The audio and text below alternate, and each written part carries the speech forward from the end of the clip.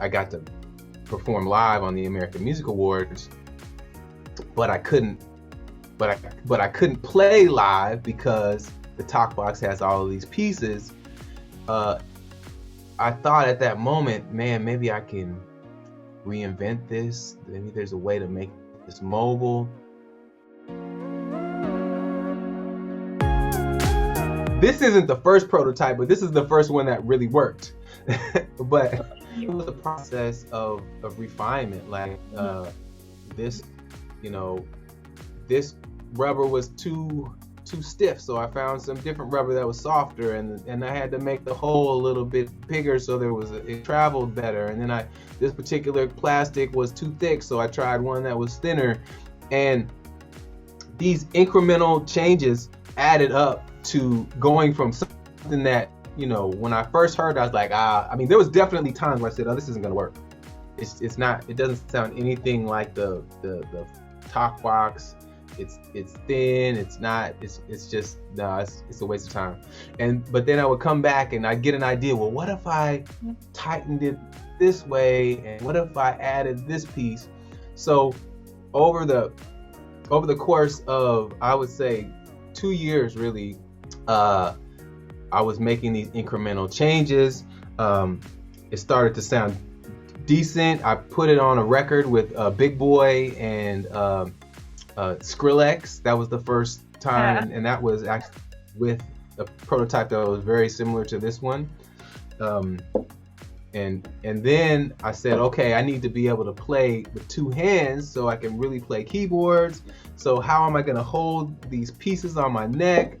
And I started, instead of fabricating, I started working with a guy that did 3D printing. So we 3D printed, and it can adjust. And we figured out what are the angles. So we had to figure out what angle, and these adjust with screws. And so this was another early prototype. And I started to move from fabrication to computer controlled, like 3D printing, laser cutting. So from here to here to here, and there was like 50 steps in between each one.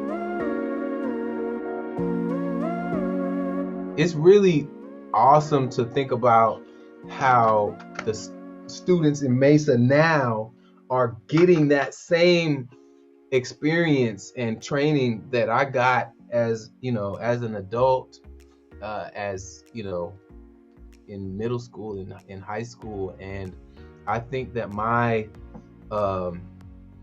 mechanical engineering training would have been so much more interesting. I might have been a mechanical engineer sooner if I had that training, because the bridge between, you see something, you learn about the math and the physics of something, and then you move on to the next chapter, as opposed to like, here's the problem that I want to solve. How can I solve it? Trying different solutions, and then understanding what is the science and math behind each solution. And I know that my background, really helped me get to a better solution faster. It helped me talk to other engineers and that I was working with, and have the common language. So that background really helped. But go through that as a young person, I wish I could have had my eyes opened earlier, because it seems impossible building something like this, or a phone or something. It is impossible when you just think about the end result. But building something like this doesn't seem so impossible. All of the parts are in Ace Hardware. And then 3D printing something doesn't seem so impossible, but all of those small steps together turn into something that is a finished product. And knowing for those MESA students now that they can do that, that's incredible. And then also coming from different perspective, and I think that that's an advantage that that people of color have, that a lot of like underrepresented groups, you know, they have a different perspective, you know, and a perspective that hasn't been funded, a perspective that hasn't already, you know, been invented. So there's all of these products and services and ideas that that are waiting to be created, and learning the fundamentals like design thinking and rapid prototyping, and the other side of it, understanding your customers, and business model design, and customer value proposition, all of those things. Teaching those skills to kids, not just young people, to just people who are interested. It has the potential, not just the potential, but it turns into products and revolutionary ideas and things that just change the world and change society. So there's all this genius out there that we need to support, and it's exciting to see that MESA is helping to open people's eyes, and so they can create new things and build wealth for their communities and for the country. And so yeah, it's exciting.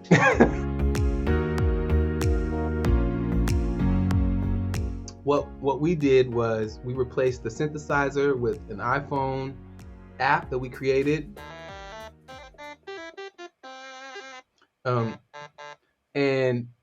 And that was another skill that I had to develop. I didn't know how to program an app, but we figured it out.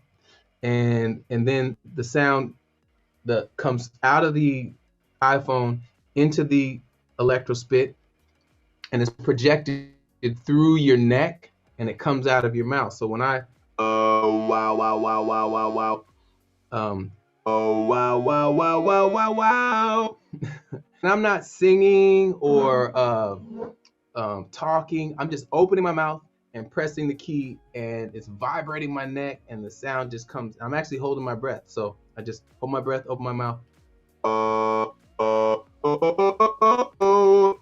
and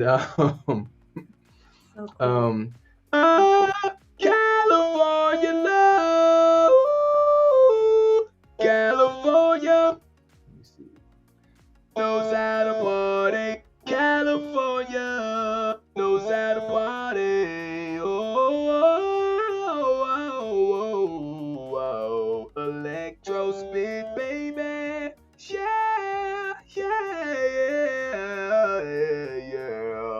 Oh, and MESA, Oregon MESA.